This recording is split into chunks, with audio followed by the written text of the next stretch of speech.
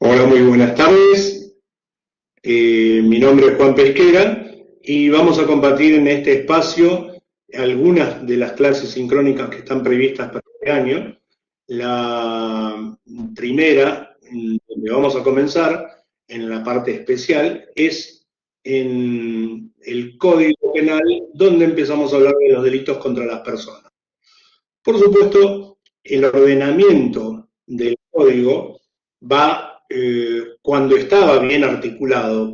Digo esto porque las sucesivas modificaciones han hecho que perdiera ese sincronismo inicial que tenía cuando fue pensado, ideado, y ese tipo de cosas han quedado algunos de los delitos más seriamente perseguidos o con consecuencias más graves han quedado fuera de la secuencia que vamos a ver ahora, que en realidad comienza con lo más grave que hay dentro de los delitos para la persona, que son los delitos contra la vida.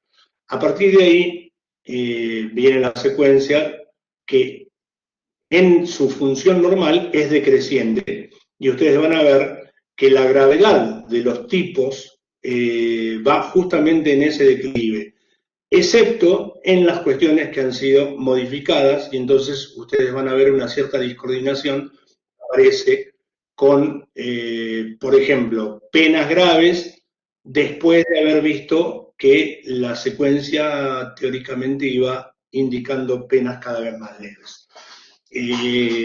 Vamos a iniciar compartiendo un archivo en donde vamos a seguir como guía de la clase. No tiene ningún contenido especial, o sea, seguimos la idea inicialmente plasmada en la obra del doctor Creus, ¿sí?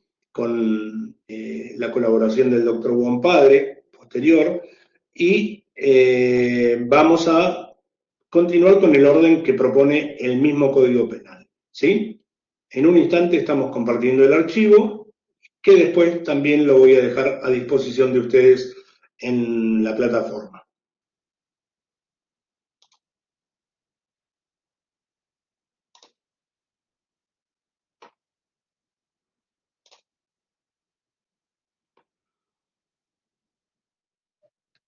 Profe, buenas tardes, ¿cómo le va? ¿Es posible que al finalizar la clase nos tomemos unos minutitos para hacer algunas consultas de rigor? Atento que es la primera clase.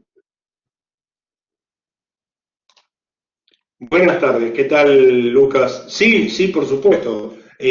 Todas las clases, no hice esa introducción, en realidad les podría decir, esto va a ser una cuestión dividida en 2 o 3 tiempos, en donde vamos a exponer ciertas cosas, ustedes pueden ir levantando la mano y en el momento en que cortamos, vamos a responder todas las preguntas que hagan a través del chat, o si quieren hacerlas en forma oral, no tengo ningún inconveniente y vamos a responderla para mantener la clase coordinada, ¿no? O sea, por supuesto que si hay cosas que van a ser vistas después o que necesitan un desarrollo al que todavía no llegamos a esta altura, es la primera clase, es el primer contacto que tienen ustedes, no va a ser posible hacerlo ahora, pero sí lo vamos a hacer en el momento que corresponda. La segunda cuestión, todo lo que no lleguemos a responder acá o las preguntas que surjan a partir del material que ustedes vean y estudien y pueda después sobrevenir alguna duda, las vamos a responder a través del foro de consultas, ¿sí? Para eso yo les voy a pedir muy encarecidamente que en el título de la consulta que hagan en el foro, cuando ustedes van a la plataforma y dicen introducir tema nuevo, pongan cuál es el motivo de la consulta y no pongan la palabra consulta, duda y demás, porque eso le resta posibilidad a los otros alumnos que comparten la misma duda de poder aprovechar esa misma pregunta. Hace que se multipliquen, provoca de alguna forma un desorden en donde no sabemos cuál es el contenido de cada una de las preguntas hasta que entramos a la misma pregunta, y en realidad la idea acá es compartir las dudas para poder construir el conocimiento que ustedes necesiten para poder llevar adelante la materia.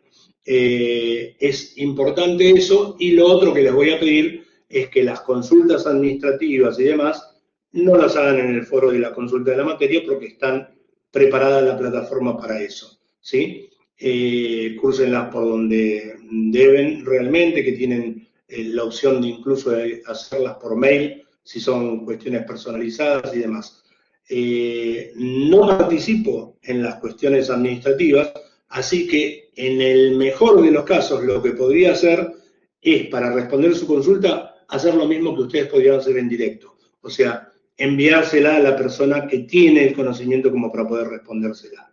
Pero no participamos los profesores de la cátedra en otra cuestión que no sea la elaboración y la evaluación del contenido académico, ¿sí? No otras cosas. Así que, dicho esto, sí, vamos a cortar más de una vez para que puedan hacer preguntas y esclarecer todo lo que esté en nuestra posibilidad.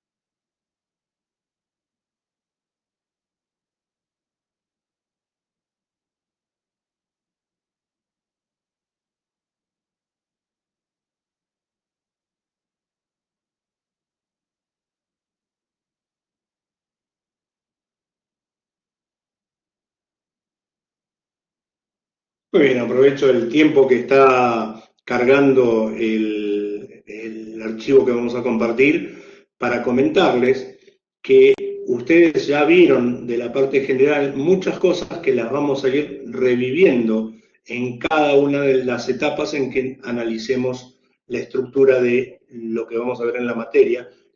Como parte especial es cada especie de delito. Con respecto a esto, cabe decir que no todas las acciones, a pesar de que se ha perfeccionado mucho el sistema penal, no todas las acciones derivan en lo que uno podría definir como un delito, ¿sí? Para eso, la condición objetiva es que tiene que estar tipificada, o sea, esa acción debe corresponder perfecta y precisamente con la descripción de una conducta que forma parte de un tipo penal contenido. Por ejemplo, el artículo 79 dice el que matare a otro, ¿sí? Y eso significa que cualquiera de las formas que una persona podría usar para darle muerte o restarle la vida a otra persona es una conducta típica, pero ahí entramos en las observaciones que hacen referencias y causan excepciones. Por ejemplo, lo que es la condición subjetiva. Todos estos tipos se entiende, salvo los que específicamente se llaman culposos, ¿sí? Se entiende que son dolosos. Y esto quiere decir, acuérdense de la parte general, cuando ustedes estudiaban dolo y culpa, que tiene que haber conciencia de lo que se está haciendo. Esencialmente nosotros lo vamos a referir como conocer y querer realizar los extremos objetivos del tipo, ¿sí? Los elementos objetivos del tipo.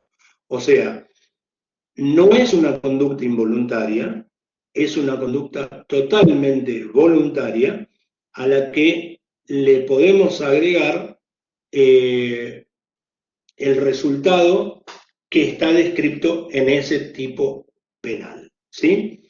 O sea, cuando decimos el que matare a otro, del artículo 79, lo que tenemos ahí es justamente el que matare a otro queriendo y sabiendo que está matando a otro, ¿sí? No el que matare a otro accidentalmente. Ese es otro tipo penal que no corresponde al del 79, que es el tipo doloso, ¿sí? El tipo culposo pasa por otro lado. Está reservado en otro artículo, más adelante lo vamos a ver, que son aquellos que se producen como resultado de alguna negligencia en donde no hay intención de matar. Y también están en el medio los de culpa con representación, que está de un lado, y el dolo eventual, que tampoco tiene intención de matar a una persona, pero sí sabe que su conducta puede derivar en la muerte de otra persona y no hace nada por evitarlo, ¿sí? Ya lo vamos a ver en específico. Muy bien, vamos a empezar a compartir este archivo.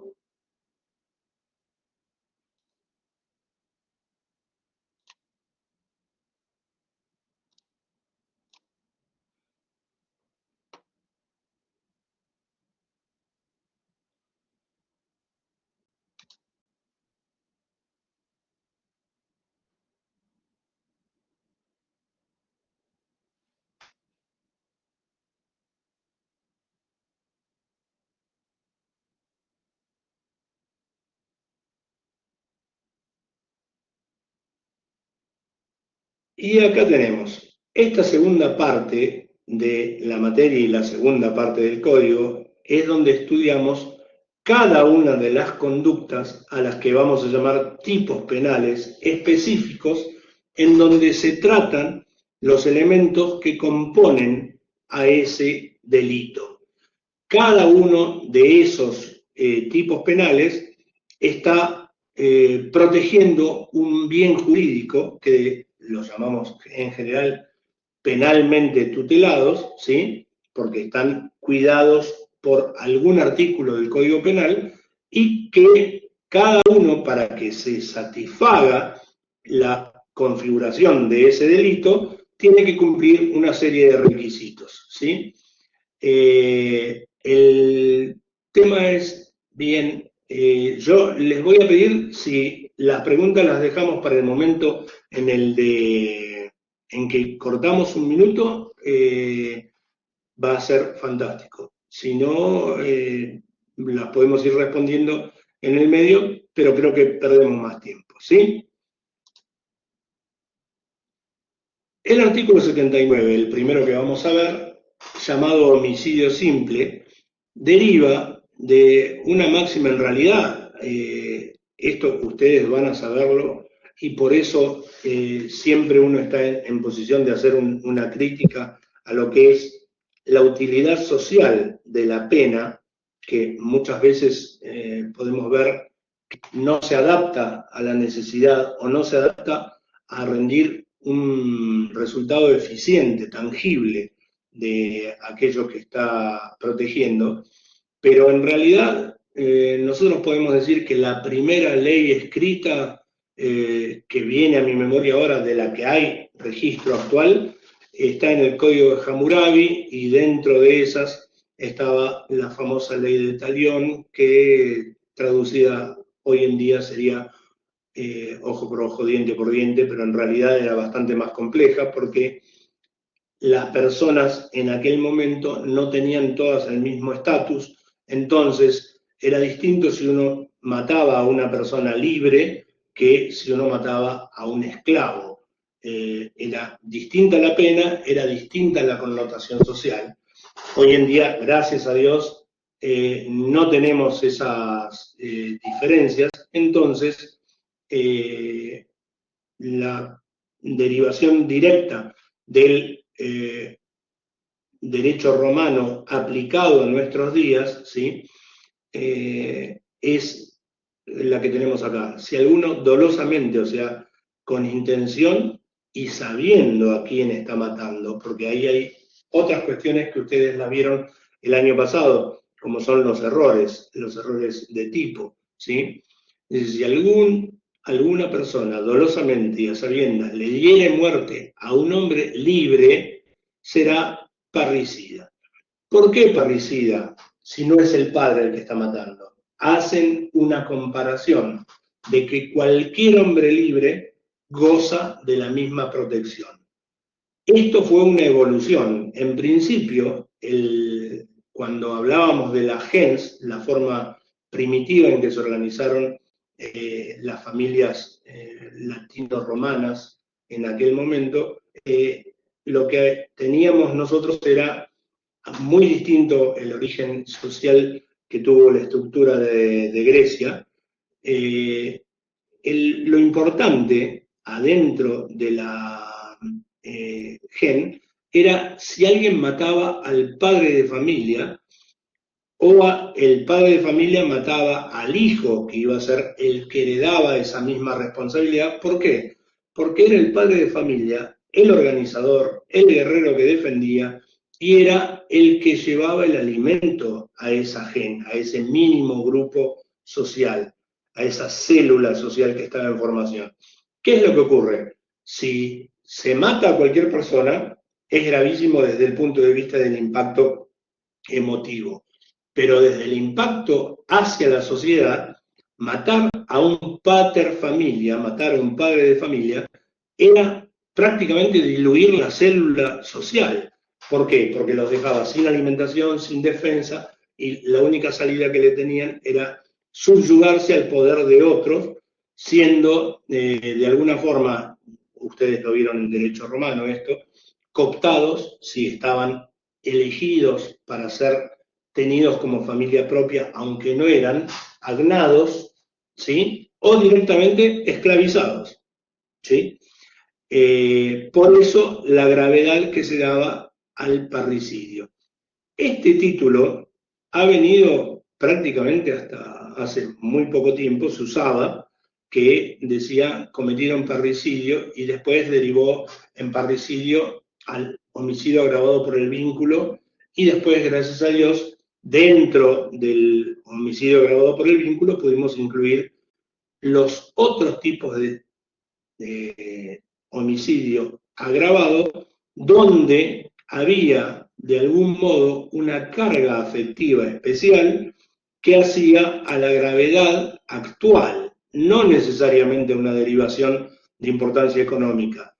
Todo lo contrario, hoy en día la protección esa va cuando el vínculo actual o pasado entre las personas, actor y víctima del homicidio, de algún modo había una relación que tenía un valor trascendente a lo que era el de cualquier persona. Entonces ya no tenemos que pensar en hombres libres y en que sea el pater familia la víctima, sino que esa protección del homicidio simple se extiende a todas las personas, ¿sí? Y los que son especialmente considerados dañinos y por eso tienen penas agravadas, ya lo vamos a ver en el próximo artículo, son aquellos que tienen alguna componente especial, un elemento subjetivo especial con respecto a la calidad de desempeño de alguna de las personas que participan o a su posesión, a su posición o a su vínculo familiar. ¿Sí? Pasamos a la próxima. Y tenemos, por supuesto, que el bien jurídico penalmente tutelado es la vida humana. El ser humano es la persona física viva. Con respecto a esto, hay muchas disquisiciones. A mí me gustaba la redacción original del Código Civil nuestro, anterior a la reforma del 2015, en donde el artículo 51 decía, para simplificarlo, ¿sí?, cualquier forma que tenga rasgos de humanidad, ¿sí? O sea, cualquier forma viva que tenga rasgos de humanidad era considerado persona. ¿Y cuáles son las personas vivas que tienen rasgos de humanidad? Todos los seres humanos. sin distinciones de ningún tipo, ¿sí? No hay distinciones con respecto a capacidades disminuidas, no hay respecto a razas, no hay respecto a condiciones, no hay no hay excepciones respecto a si son incluso prisioneros de guerra o no, que nosotros lo hemos vivido en 1982, cuando había ciertos inconvenientes en la época del combate de Malvinas, en donde se denunciaron hechos en donde presuntamente se habría dado muerte a gente que estaba tomada de prisionero de guerra. No hay excusas para hacerlo. Las personas vivas están protegidas por el tipo penal del homicidio simple. ¿Y cómo determinamos nosotros cuál es el ámbito de protección? Bueno, es bastante sencillo, pero tiene sus cosas, ¿sí? La primera, la acción típica tiene que ser la conducta humana voluntaria, puede ser tanto activa como omisiva. O sea, si yo sé que a alguien que está a cargo mío le tengo que dar de comer y no le doy de comer, ¿sí? Esto viene a canto de un hecho que hace poquito se condenó en el interior de la República Argentina con respecto a esto, que era justamente un padre que omitió darle de comer a su hijo en forma dolosa, porque se había ausentado por razones totalmente banales, y el hijo murió, no tenía forma de procurarse el alimento por su cuenta. Eso es una forma pasiva, una forma omisiva de producir el resultado muerte. También está aquel que tiene la carga de tener que ayudar y no lo hace. Por ejemplo, un médico que está en ejercicio de su profesión y tiene que hacer un quehacer profesional para salvar la vida de una persona y omite hacerlo, también está cometiendo eso, si lo hace con intención, por supuesto, ¿no? También está cometiendo homicidio por parte de una conducta omisiva. Y las conductas activas son todas las que ustedes ya conocen, o sea, aquel que produce el efecto potente, capaz, como de lograr el resultado muerte, ¿sí? En este delito nosotros no tenemos una diferenciación en el sujeto activo, o sea, es un delito común, se llaman delicta comunia, ¿sí? Con respecto a otros que son delicta speciali que van a ver. La única condición que se requiere del sujeto activo es que sea imputable, o sea, que no tenga alguna razón que no le permitió razonar la gravedad del acto que estaba cometiendo o de la decisión omisiva que estaba cometiendo en el momento en que produce el resultado de muerte, ¿sí? Y el sujeto pasivo puede ser también cualquier persona viva. Y acá viene una disquisición que es importante madurarla. Nosotros hoy en día consideramos, igual que siempre, los límites de la vida de la persona, el nacimiento y la muerte. Con la muerte no hay mucha disquisición porque normalmente se sabe, respuesta encefalograma plano, el corazón deja de latir, el médico dice, esta situación es irreversible y estamos ante un resultado de muerte, aunque queden algunos vestigios de vitalidad que son meramente efímeros. Pero con el nacimiento hay mucho escrito. ¿Por qué? Porque el nacimiento de una persona está, en realidad la persona en sí misma está resguardada por distintos tipos penales. Cuando la vida se concibe, la resguarda el tipo penal que condena el aborto. Ya vamos a hablar específicamente de eso, que también la reforma del Código Penal en los últimos años ha dejado planteadas un montón de cuestiones serias que a mi criterio, no han sido debidamente zanjadas, porque dejan sin resolver un montón de cosas, incluso en el ámbito de lo que es la protección del derecho internacional. El derecho de tratados, que dice justamente que a los niños se los protege desde el momento de la concepción hasta distintos límites ponen para distintos tipos de protección, distintos convenios ponen distintos límites, algunos los más aceptados acá, decimos hasta los 18 años. Hay en el medio otras fracturas en ese reglamento cuando nosotros decimos que ciertas cosas logran una compresión activa a los 13 años, otras logran una compresión activa después de los 16, otras a los 18, y algunas cosas, ridículamente, no con respecto a los delitos, pero por ejemplo, uno tiene que saber que es capaz de matar mucho antes de ser capaz de ejercer el comercio, para lo que se necesitan 21 años de edad. Bien, con respecto a el nacimiento, que era lo que nos ocupaba en este momento, tendría que ser una cosa así.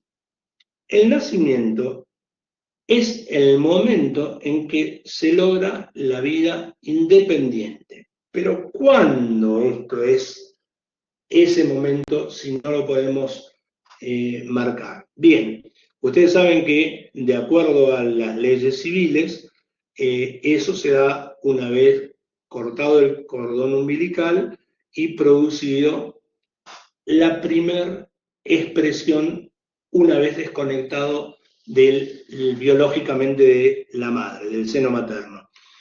En el derecho penal no es así. Se considera protegido por el tipo penal del homicidio cuando empieza el trabajo de parto.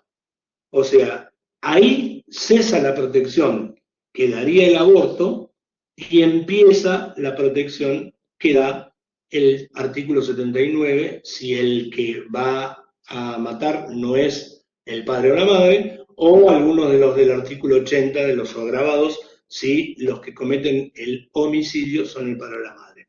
O sea, en el derecho penal empieza el trabajo de parto y ya resguarda el bien jurídico tutelado, vida, no con la protección del aborto, sino con la protección que brinda el homicidio. ¿Se entiende esto? Esto es crucial, crucial. Y ahora que lleguemos al último elemento, que es el subjetivo, ni bien lo terminemos, vamos a hacer el intervalo para contestar todas las preguntas. Lo que nosotros dijimos hasta ahí son los elementos objetivos. Matar a alguien, o sea, provocar el resultado muerte, por omisión o por acción, pero tiene que estar ligada esa conducta al resultado directamente. Y el elemento subjetivo, el que propone la estructura del dolo, puede ser directo, o sea, yo actué queriendo matar, conociendo y queriendo ese resultado que partía de mi conducta. Indirecto, cuando yo no quería matarlo, pero quería matar a alguien que estaba junto con esa persona y sabía que iba a provocar sí o sí la muerte del otro que estaba al lado o de los otros. Y entonces ese sería dolo directo para aquel que era la víctima elegida y dolo indirecto para aquel que corre la misma suerte que yo preví y que también pude evitar. Y el eventual, que es el más difícil de materializar y de separar de la culpa, pero que ahora lo van a ver con un ejemplo bastante fresco, creo que tiene un año, un video que se hizo muy, muy famoso, que el dolo eventual es actuar queriendo un resultado que no es directamente la muerte de una persona, pero sé que el acto que estoy realizando puede derivar en ese resultado y no me interesa evitarlo. O sea, me resulta indiferente si resulta o no resulta en la muerte, porque lo que yo quería hacer era otra cosa. Por ejemplo, una de las típicas, voy a incendiar un local en donde sé que adentro hay personal de vigilancia que probablemente no pueda salir, pero no me importa. Yo incendio el local igual. Si se salva, será una cuestión diferente de lo que podría haber sido el resultado de muerte, pero el objetivo mío incluía esa posibilidad sin que yo hiciese nada para evitarla. O sea, aceptaba la eventualidad del resultado muerte. Les mencionaba, para que quede grabado, un video que se hizo muy famoso de dos muchachos saliendo con un auto a toda velocidad por el Boulevard Peralta Ramos en Mar del Plata, corriendo, en donde uno le dice al otro, a esta velocidad nos vamos a matar. Y el otro dice, sí, y si nos matamos, nos matamos. Y sí, dice el otro, si nos matamos, nos matamos. Eso es justamente la estructura del duelo eventual. ¿Buscaban el resultado de muerte? No. Pero si se producía, lo aceptaban dentro de las variables que componían el espectro posible. ¿Sí? Lo que estaban buscando probablemente era otro resultado. Bueno, estos lo que querían hacer era correr, pero no les importaba si se mataban. Pero el caso que yo les digo de prender fuego un depósito, un comercio o algo así, saben positivamente que es muy factible que causen el resultado de muerte, pero el objetivo de esa acción no era provocar directamente el resultado de muerte. El resultado de muerte podía sobrevenir en forma eventual. Eso quiere decir, por ahí pasa, por ahí no pasa. Pero si pasa, yo lo sé, porque sé que lo que estoy haciendo puede provocar ese resultado, e igual lo acepto. ¿Sí? Bien, vamos a cortar ahora, así que si quieren con audio o a través del chat, yo voy a ir mirando lo que tengo en el chat y vamos a ir respondiendo, ¿sí? Muy bien, vamos a los primeros. Buenas tardes, buenas tardes, buenas tardes. Elementos objetivos son los datos o referencias de carácter físico. No siempre son de carácter físico, pero son aquellos que no componen la voluntad de la persona, son aquellos datos duros que describen o determinan una conducta precisa, ¿sí? Matar a otro.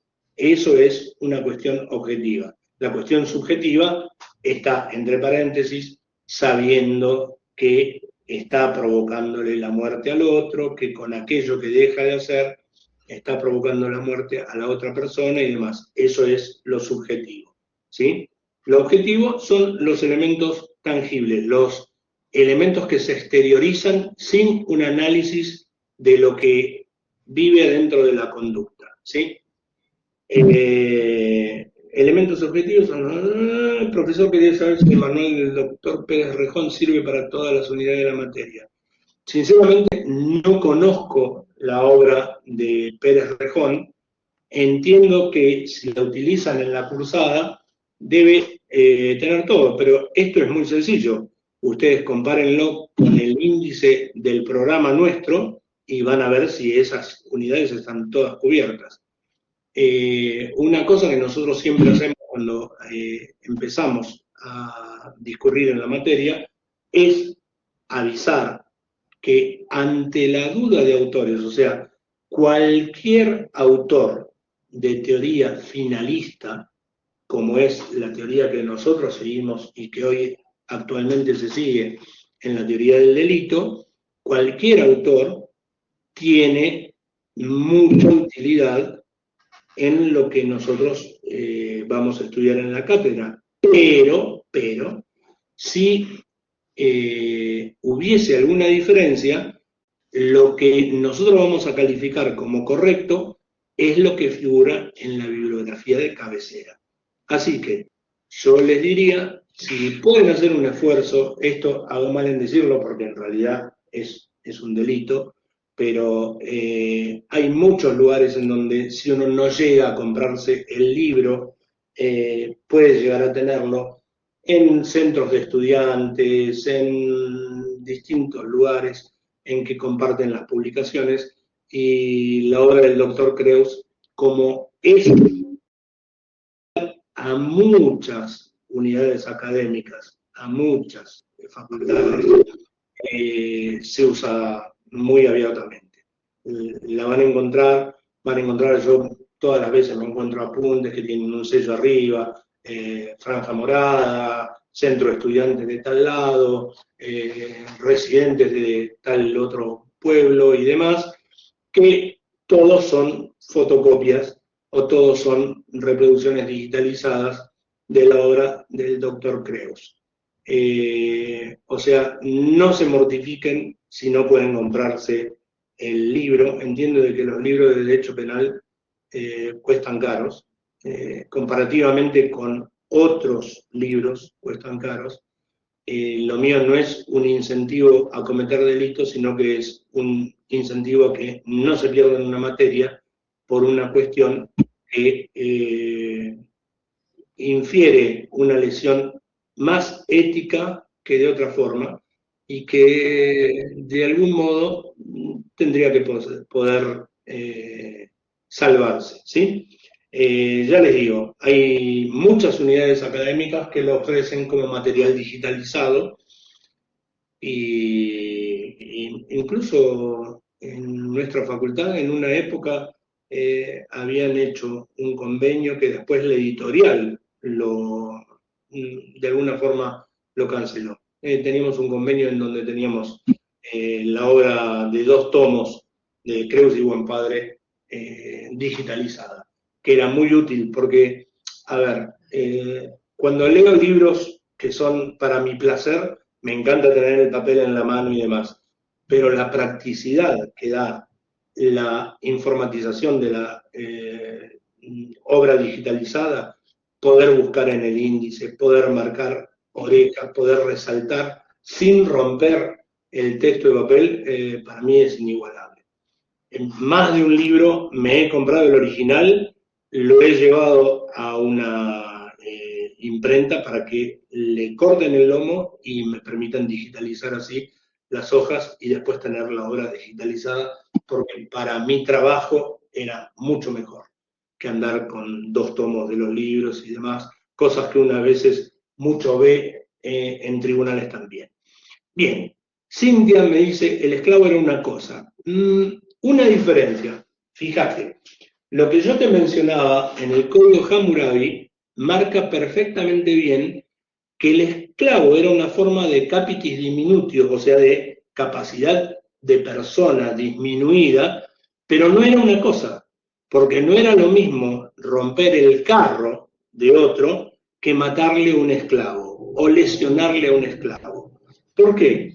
Por la potencialidad autónoma que el esclavo tenía de producir bienes y servicios, ¿sí? O sea, al fin y al cabo era una persona que yo la tenía trabajando para que produjese, y no era lo mismo que un carro, porque al carro le tengo que poner una persona arriba para que haga algo. Por eso no era considerado una cosa, era un poco más que una cosa. No era considerado una persona, pero era más resguardado. De hecho, las penas por matar a un esclavo, algunas eran cortarle una mano o algo así. Alguien, habría que volver a leer el Código de Hammurabi, era muy raro, es muy, muy raro en la concepción. Aparte, la posición de alguna forma teísta de la proveniencia de la ley. Yo, el rey tanto, de la mano de tal, voy a decir que tal cosa y tal cosa no se tienen que hacer. No, o sea, ni siquiera era una condición autoritaria, era muy distinto a como nosotros vimos nacer las 12 tablas en el derecho romano, en donde no decía que porque lo mandaban los dioses, decía, el que hace esto, le pasa esto, y demás. Las 12 tablas también tienen sus partes que la interpretación, incluso la gente que sabe latín, la mira y dice esto de que hay que llevar a la persona, sacarle el título de ciudadano y llevarlo más allá del río Tíber, ¿sí? Lo que sería hoy el Trastevere, dentro de el Trastevere está, entre otras cosas, el Vaticano, pero llevarlo más allá del río Tíber, y ahí se lo dividen entre los deudores, pero no quedaba expreso cómo era esa división, o sea, ¿se dividían el trabajo que podía producir esa persona o se dividían a la persona humana? La forma en que está incluso en latín, en lo que se puede recuperar, deja muchísimas dudas de cómo era ese. Bien, busca provocar un daño pero sin el resultado final, pero decide correr el riesgo. No, vos fíjate que si decimos busca provocar un daño, estamos hablando de que se produce, sería, si busca provocar un daño en la salud del otro, estaríamos hablando en la producción de un homicidio muy especial que se llama preterintencional.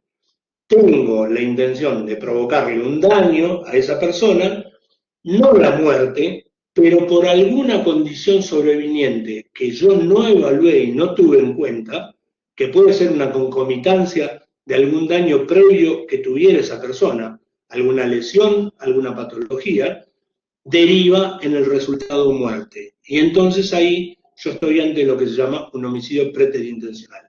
Hice algo que en condiciones normales y con repetitividad no debía provocar el resultado muerte y sin embargo provoca el resultado muerte. Pero yo nunca lo quise.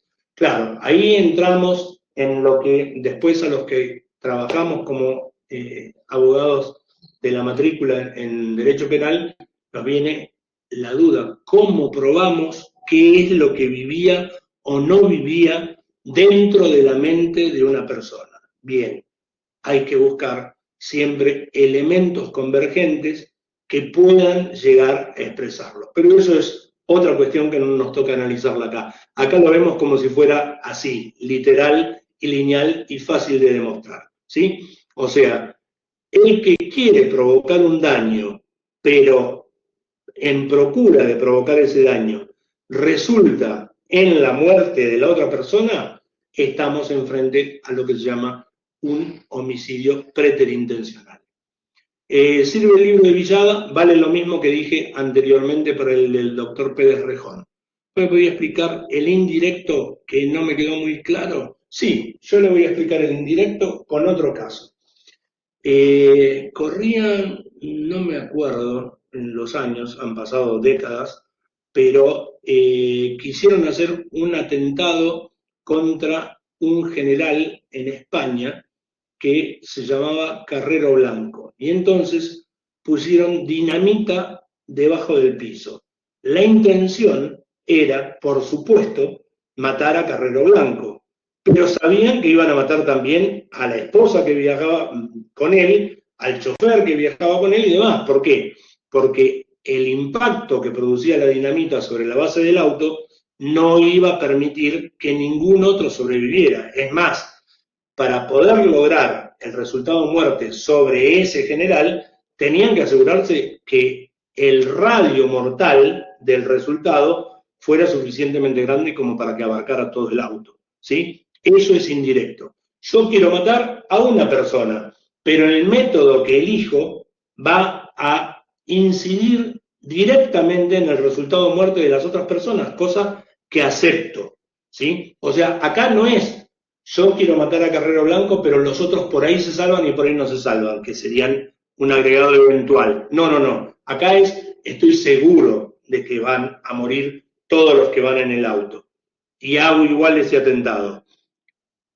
El dolo directo sería para con Carrero Blanco y el dolo indirecto sería para los otros ocupantes que corren la misma suerte. ¿Se entiende ahora? Si no, volvemos a aclararlo. Es muy importante diferenciar lo que es indirecto de eventual, ¿sí? Lo que implicó en la última parte del nacimiento, la diferencia entre el derecho penal y el civil, ¿puede volver a explicar? Sí. En el derecho civil se considera que el nacimiento se produce cuando se logra la respiración independiente en el momento de cortar el cordón umbilical, ¿sí? En derecho penal se considera que no, que la protección de la vida con el título típico del homicidio simple viene con el inicio del trabajo de parto. O sea, una persona que está en inicio de trabajo de parto, ¿sí? Primeras contracciones, ya es irreversible, o sea, no son contracciones espurias que se va y falta todavía. No, ya está en fecha la madre y demás. Y empieza el trabajo de parto, ahí, si alguien cometiese el homicidio, ahí en ese caso estaría, si alguien matara a ese hijo, aunque todavía no haya nacido civilmente, estaría cometiendo un homicidio. ¿Sí? Esa es la diferencia. Si ustedes se acuerdan, hoy es famosa porque pertenece al plano político, Píparo, Carolina Píparo, sufrió un asalto severísimo en donde al dispararle a ella en el vientre, mataron al feto que estaba incubando. Ahora, ustedes me van a decir, por eso se lo anticipo yo, dice, ¿por qué le pusieron homicidio agravado y tentativa de homicidio con respecto a la madre si todavía no había trabajo de parto? Bien, esas son las cosas irregulares y llamativas que suelen encontrarse a veces en la parte ejecutiva del derecho penal. En realidad no existe fundamento científico, objetivo, creíble, como para considerar que eso fue un homicidio, ¿sí? Eso fue un aborto en concurso ideal, porque la acción era la misma, acuérdense de las reglas del concurso, que lo vieron en la parte general, en concurso con tentativa de homicidio hacia la madre, ¿sí? Pero no fue un homicidio. Por mucho que le pusieron el nombre al chico, que todavía le faltaba periodo de gestación para llegar al parto y demás, fue toda una construcción para lograr un aparato punitivo incentivado, mayormente exaltado, y no para poder, de algún modo, ser justos con la condena que correspondía. A ver, considero que, pero esto es a título personal y no es lo que corresponde analizar en la esfera del derecho penal, que a alguien que le dispara al vientre de una mujer embarazada le tendría que caer el máximo de cualquier pena posible, ¿sí? Porque no le disparó al pecho ni a la cabeza, le disparó al vientre. O sea, la intención era la de causar el máximo dolor y aún así la probabilidad del homicidio de la madre. Pero esto no está resguardado de esta forma, o sea, estos ánimos que mueven a la gente no están resguardados en la aplicación del derecho penal. Y recuerden que la aplicación del derecho penal no permite ni analogías ni curvaturas por animosidad. Y eso, lo que pasó ahí fue claramente una cuestión así, que se salió de cualquier cauce de la ley escrita para adquirir otra entidad. ¿Sí? Profe, ¿podría explicar nuevamente lo del sujeto pasivo? El sujeto pasivo de homicidio. El sujeto pasivo de homicidio es cualquier persona que esté desde el momento en que inicia el trabajo de parto, su madre, hasta la muerte. Y acá yo hago una disquisición, otras veces me lo preguntan, y cuando en la fecundación es in vitro, ¿cómo es? Ahí no hay trabajo de parto. Bien. Cuando se decide en las operaciones médicas necesarias cortar el sistema de asistencia de alguna forma para poder lograr el parto o el nacimiento, ese es en el momento en donde empieza a considerarse protegido por lo que es la vida, ¿sí? Más allá de si tiene que ser provocado o no. Y la otra pregunta típica en estos casos es decir, ¿y si le hacen cesárea? No hay trabajo de parto. ¿Cuándo empieza el trabajo de parto? Cuando decide el médico que a esa mujer le tienen que hacer una operación de cesárea y la llevan al quirófano, ahí es el equivalente a que inició el trabajo de parto, y de ahí en más, si alguien atentara contra la vida de ese aún no nato, ¿sí? Ya sería un homicidio y no sería un aborto. El libro del doctor Creus, Buen Padre. Sí, ese. Yo usé siempre el que tiene 2 tomos y que me arrastra desde cuando estudié. Y la verdad es que es muy didáctico, es amplio para no ser un tratado, porque ustedes ven que estamos hablando de manuales. Cuando nosotros tenemos que ir a lo finito de la letra, generalmente después en el ejercicio de la profesión, hay veces en que nos enfrentamos a cuestiones que nos hacen ir al tratado, que es mucho más profundo. O sea, piensen que el tratado de derecho penal que hizo la obra de Zaffarón y con otros tantos más, creo que tiene algo así como 12 tomos, una de las ediciones 12 o 16 tomos, donde una parte es general y la otra parte es especial. Así que piensen la diferencia que hay en que nosotros tenemos toda la parte especial en 2 tomos. Algunas ediciones salieron en un solo tomo. La profundidad con la que se trata a nosotros nos alcanza y nos sobra, y es muy didáctica la explicación, o sea, muy fácilmente comprensible cómo está hecho el libro de los doctores Creus y Buen Padre. Por eso es el que se recomienda en la cátedra, porque es muy completo, porque tiene el criterio más actual que manejamos. A ver, desde la última edición hasta ahora saben que se han modificado varios tipos penales. Bueno, para eso habrá que mirar justamente los comentarios y la doctrina que se elaboran a partir de eso, porque por supuesto el libro ya no puede tener esas actualizaciones, ¿sí? Pero ese es el que se recomienda y es el que aconsejo. Más allá de recomendar, porque sea la selección de la cátedra, les puedo asegurar que yo he leído en el ejercicio de la profesión, tengo los de Dona, tengo varias obras. Utilizo también uno que viene muy explicado, que ahora no me acuerdo cómo se llama, en un tomo chiquito, pero si me permiten un instante, yo estoy seguro que acá lo tengo, así que lo voy a buscar para decirle cuál es, porque valía la pena como guía de bolsillo para decir después, bueno, sobre esto es lo que tengo que profundizar. Y ya le digo.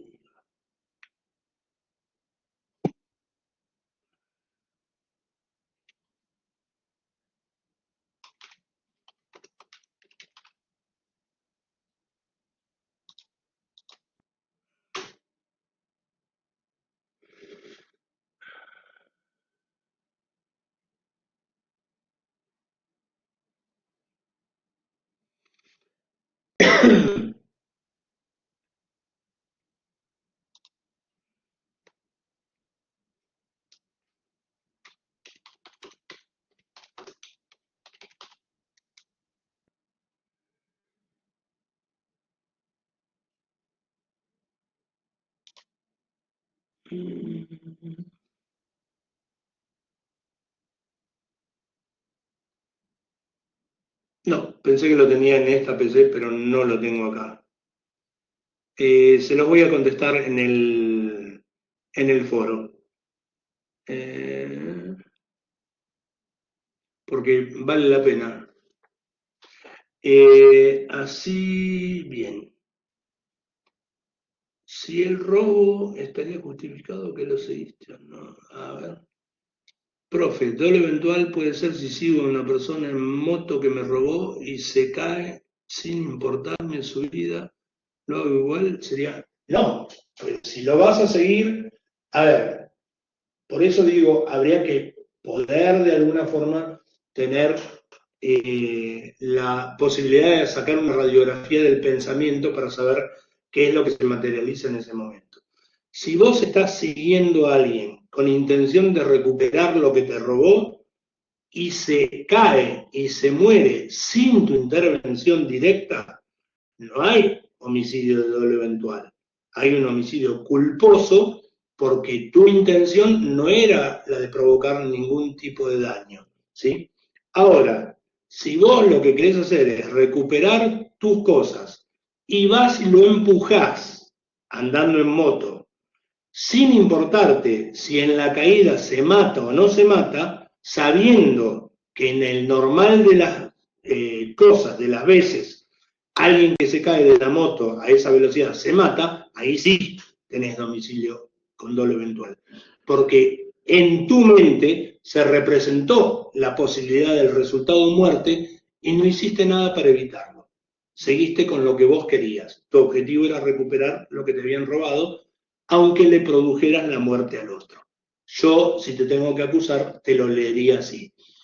El señor Alexis siguió y empujó a la víctima sabiendo que le iba a provocar la muerte, sin importarle por el solo hecho de recuperar el bien que éste le había robado. Y entonces tenés un problema, tenés robo eventual. Si él te robó, ¿estaría justificado que lo seguiste? Sí, que lo seguiste, ¿para qué? Ahí está la situación. Recuerden que nosotros seguimos la teoría finalista. Si fuera en la teoría causalista, es muy sencillo, porque digo, si vos lo seguís y él se mata porque vos lo seguís, causaste el resultado muerte. Si tenías o no tenías ganas de matarlo, lo discutimos en otro estrato, pero el resultado muerte lo causaste. Ahora, como nosotros estamos utilizando y muy aferrados a la teoría finalista, ¿sí? O sea, ¿cuál es la finalidad de la motivación que impulsa tu actividad?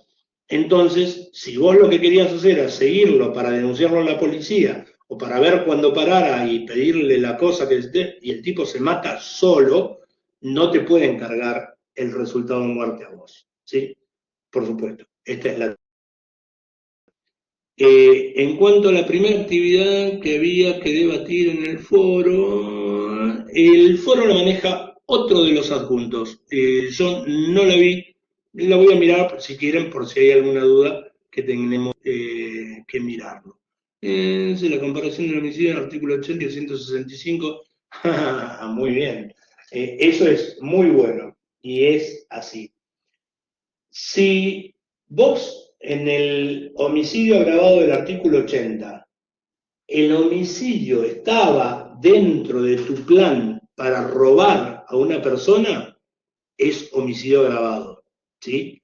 Ahora, si el homicidio surge como una cuestión no planificada en el plan primigenio, en el proyecto primigenio del delito, pero el plan ese era robar, pero implica la derivación en un homicidio, entonces estamos ante el 165. Es homicidio en ocasión de robo, ¿sí?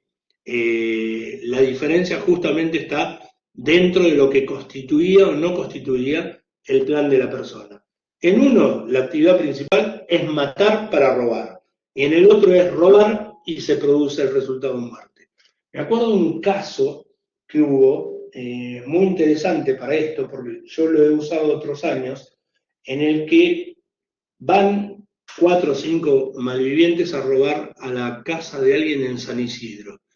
Entran a robar, un vecino ve esa actividad, ellos no tenían en principio ninguna intención directa de matar a alguien, pero el vecino avisa a la policía llega, los encierra, empieza un intercambio de disparos, en donde un disparo, que nunca se aclaró bien de qué arma podría haber provenido, mata al dueño de casa. Las personas que entraron a robar fueron condenadas por homicidio en ocasión de robo, porque eso es lo que se produjo. Una actividad terminó en la muerte de una persona en ocasión en que ellos estaban robando, ¿sí? Y entonces ustedes me van a decir, pero no sabemos si lo mató o no lo mató una de esas personas. No, sabemos que se produjo un homicidio y que fue en ocasión de robo. Y es correcta la condena en ese punto, ¿sí? Profe, con respecto al homicidio en ocasión de robo, el bien jurídico protegido principal es la propiedad. Claro, o sea, empezamos protegiendo la propiedad, ¿por qué? Porque en ese plan lo que estaba previsto era un robo y el homicidio se produce después, como una cuestión accesoria no pergeñada desde el principio. Si no, estaríamos en la condición del artículo 80, ¿sí? Disculpe mi interés, se cortó la clase y debo reconectarme a cada rato. No hay problema, la clase queda grabada. Yo ya apreté el botón y está en este momento en curso de grabación, así que no hay ningún inconveniente. ¿Y cómo se determinaría la existencia del dolo en un homicidio cuando no hay intención directa de matar, pero el autor asume el riesgo?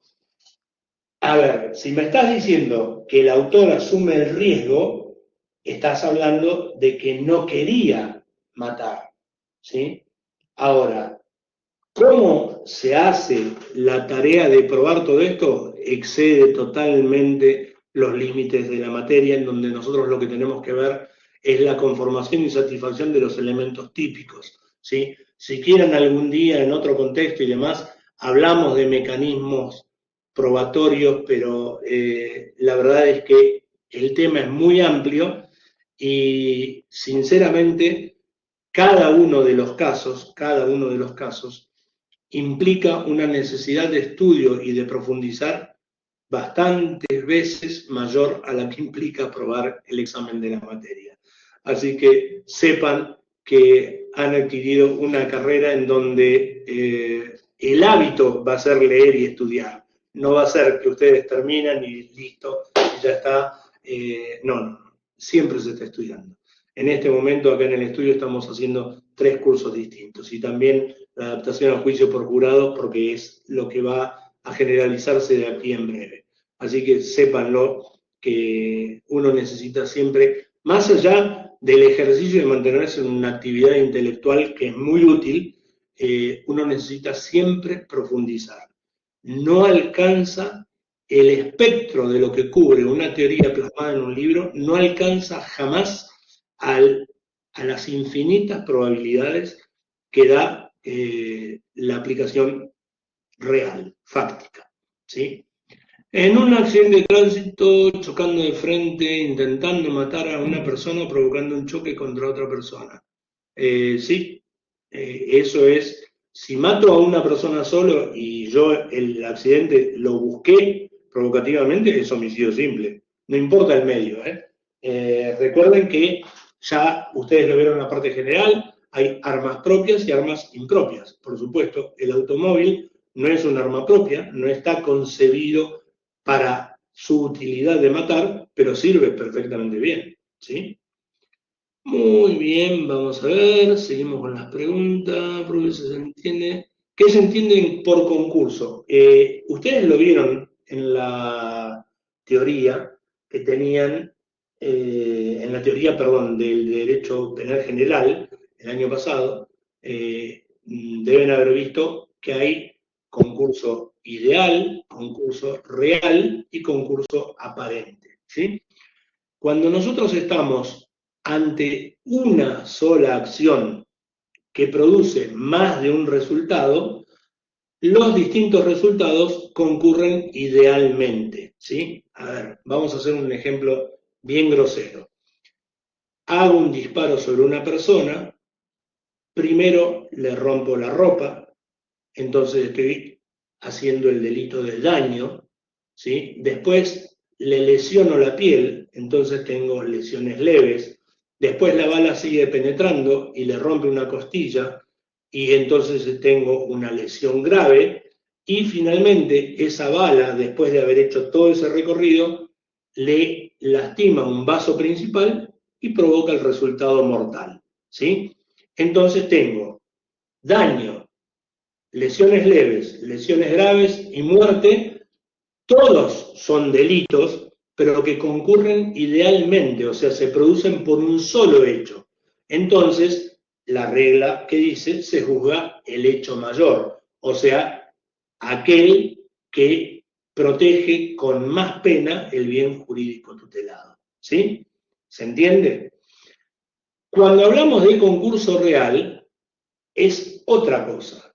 Por ejemplo, concurso real, la palabra fácil para definirlo es que son hechos que todos de alguna forma lesionan un tipo penal, pero son escindibles, son separables. Entonces, les voy a contar, por ejemplo, un hecho que se estudió acá en el estudio hace unos 2 años más o menos. 2 personas van a robar a una casa, ¿sí? Y provocan lesiones por la resistencia que ofrecieron los dueños de casa de dejarse robar. Ahora, cuando se van, no encuentran al que los tenía que pasar a buscar. Entonces van a robar un auto. La persona que iba arriba del auto se resistió a darles el auto. Entonces uno de estos personajes le disparó a la persona que estaba dentro del auto para sacarla del auto y quedarse con el auto. Entonces, ahí nosotros tenemos 2 hechos que son escindibles. El primero, el de el robo en el domicilio con lesiones leves. Las lesiones leves quedan comprendidas dentro del delito de robo, casi siempre no se requiere un análisis especial. O sea, no concurren ni siquiera idealmente, se consideran comprendidas. Ahora, el robo del automotor posterior se produce con el agravante de las lesiones graves, el uso de arma de fuego, y es totalmente escindible. ¿Por qué? ¿Cómo hago para ver si es escindible? Si yo quito los elementos que producen el robo del automotor, ¿el primer robo se produce o no se produce? Sí, se produce igual. O sea que es totalmente separable de este. Ahora, si yo quito el robo en el domicilio, ¿el robo del automotor se produce o no se produce? Y sí, se puede producir igual, porque ellos en ese momento lo produjeron porque estaban escapándose del otro robo, pero no estaba ligado al otro robo. Robaron un auto y ese auto pudieron elegir haberlo robado o no haberlo robado. O sea, son hechos separables, ahí tenemos un concurso real, ¿sí? Y el concurso aparente se los dejo para que lo discutamos en el foro. El libro creo de qué año. No sé qué año. Yo el que tengo creo que es el del 97 y le vengo agregando notas en todas las hojas. Pero creo que hay una última edición que se hizo revisada en el 2007, pero hubo un montón de cambios en el derecho penal desde el 2007 para acá, así que les aconsejo que hagan eso mismo que hago yo. Se fijen tipo penal por tipo penal, compárenlo con lo que aparece en los sitios en donde está el sitio del Ministerio de Economía, donde está el Código Penal actualizado, y se fijen qué ha cambiado y qué no ha cambiado y le agregan sus propias notas. Los libros, cuando son esencialmente manuales, merecen ser enriquecidos con lo que uno se pone a leer y a estudiar. El libro Lineamientos de la Teoría del Delito les sirve perfectamente bien para la parte general, que espero que ya la haya rendido. Para la parte especial, que es la que estamos viendo ahora, no, porque la teoría del delito se estudia en la parte general. Concurso ideal y real son los dos que estuvimos hablando, ¿sí? En real son delitos escindibles, son separables, y ideal son cuando un solo derecho, una sola acción lesiona varios tipos penalmente tutelados. Muy bien. Yo creo que con esto terminamos acá.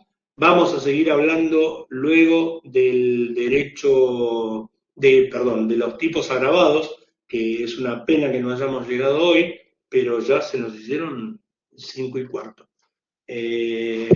Así que les diría que sigamos, vamos a hablar de esto. Yo voy a ir poniendo algunas notas sobre homicidios agravados porque son necesarias, esencialmente no a lo que hace la teoría fácil de leer, sino a lo que son las cuestiones que escapan al ojo del que lee por primera vez el artículo 80, que es esencialmente separar cuáles son los que son agravantes, por qué y cómo están agrupados, ¿sí? Así que por ahora les dejo mi agradecimiento por haber estado. La verdad que conseguimos un buen número, 65 personas están en este momento en línea. Les agradezco haberme escuchado hasta el final y cualquier duda que tienen nos vemos en el foro de consultas, a gusto suyo. No tengan miedo de preguntar.